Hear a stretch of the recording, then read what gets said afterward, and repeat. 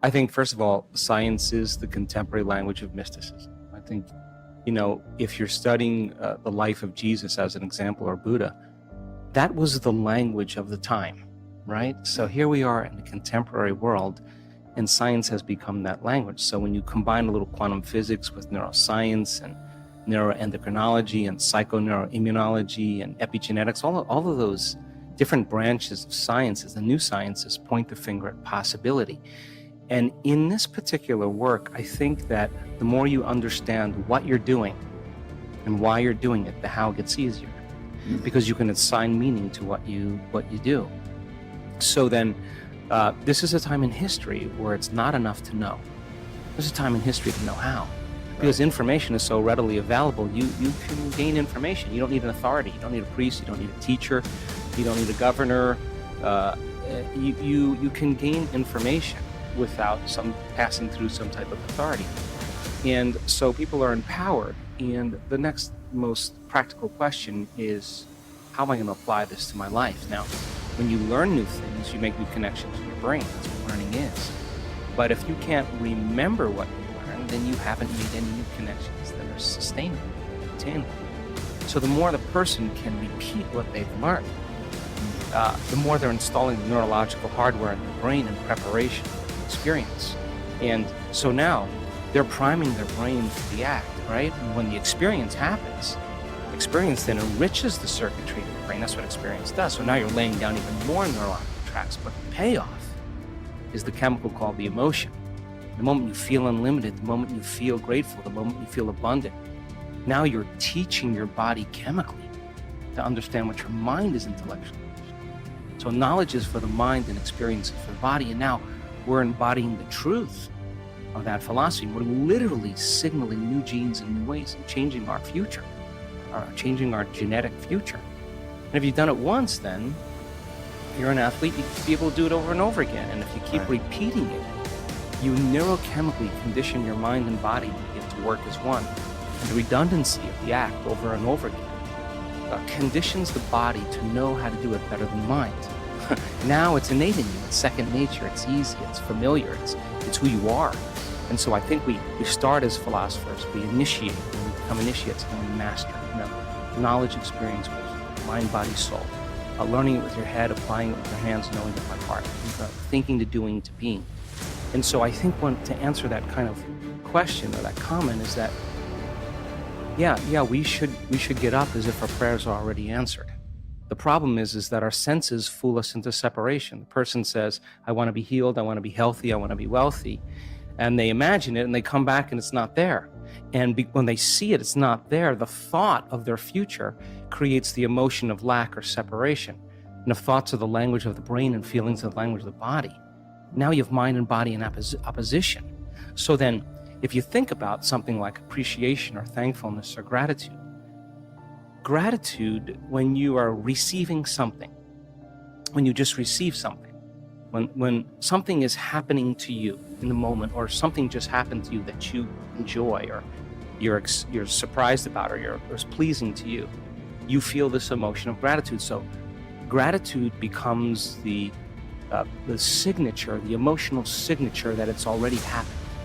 Gratitude is the ultimate state of receiving.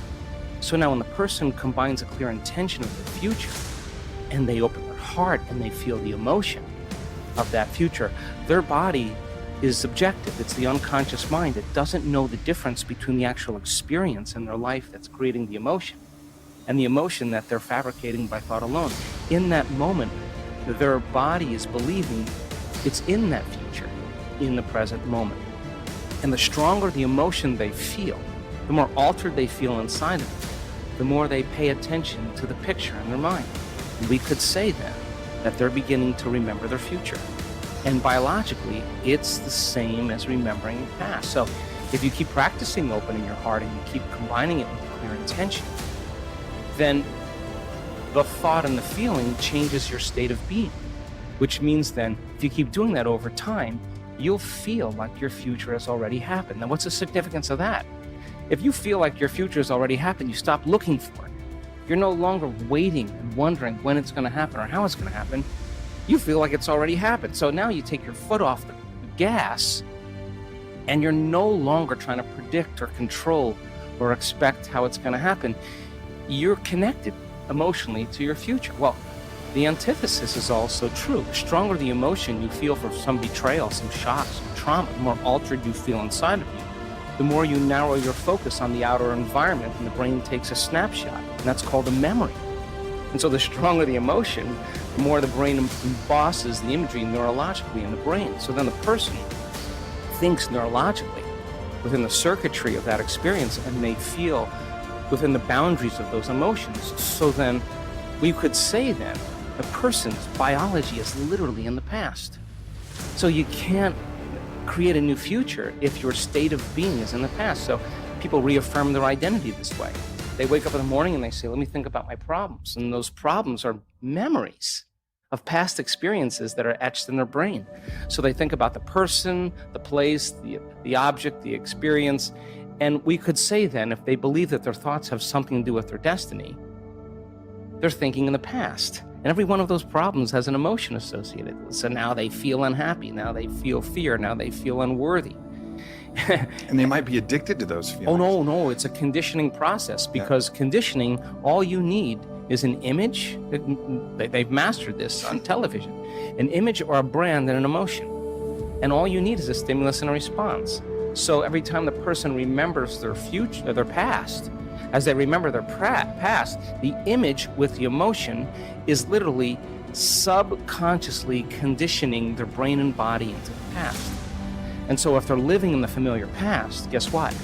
They're going to predict the next future. They're going to want to be able to predict their future, so because that's the known. So that there's only one place where the unknown exists, and that's the present moment. Teaching people how to get into the generous present moment takes an act of awareness.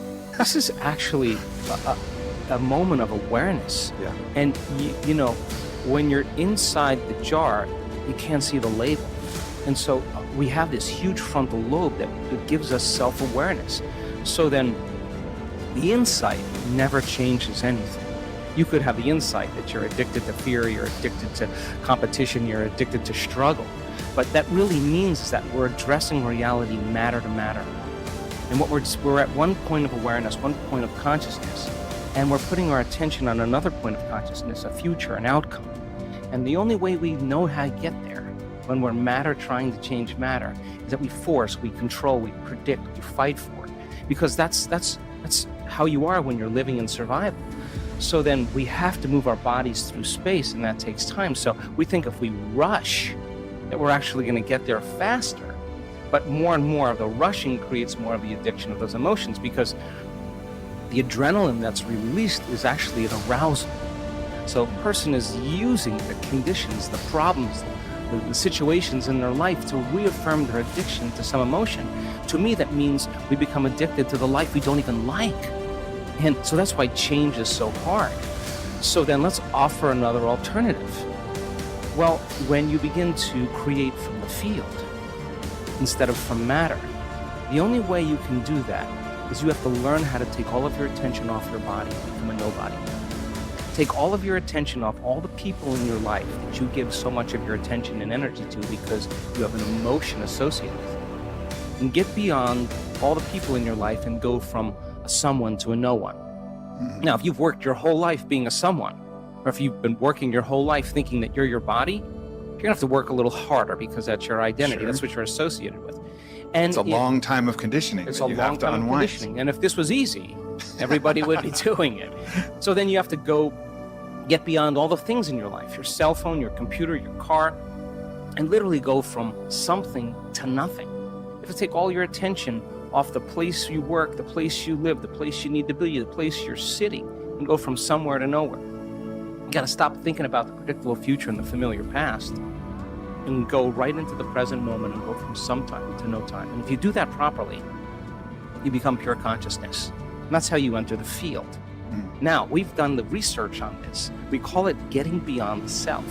Now, once you are pure consciousness, you're taking all of your attention off this three-dimensional reality. Now, where you place your attention is where you place your energy. So if you've taken all of your attention off of everything material, there's only one place you're going to wind up, and that is the immaterial realm called the quantum field, an invisible field of energy that unifies and connects everything material. So now when you're creating from the field and you combine a clear intention with an elevated emotion, and you're connected and you feel connected, the suggestion of an alternative way to create is that when there's a vibrational match between your energy and some future reality, you actually no longer have to go anywhere to get it.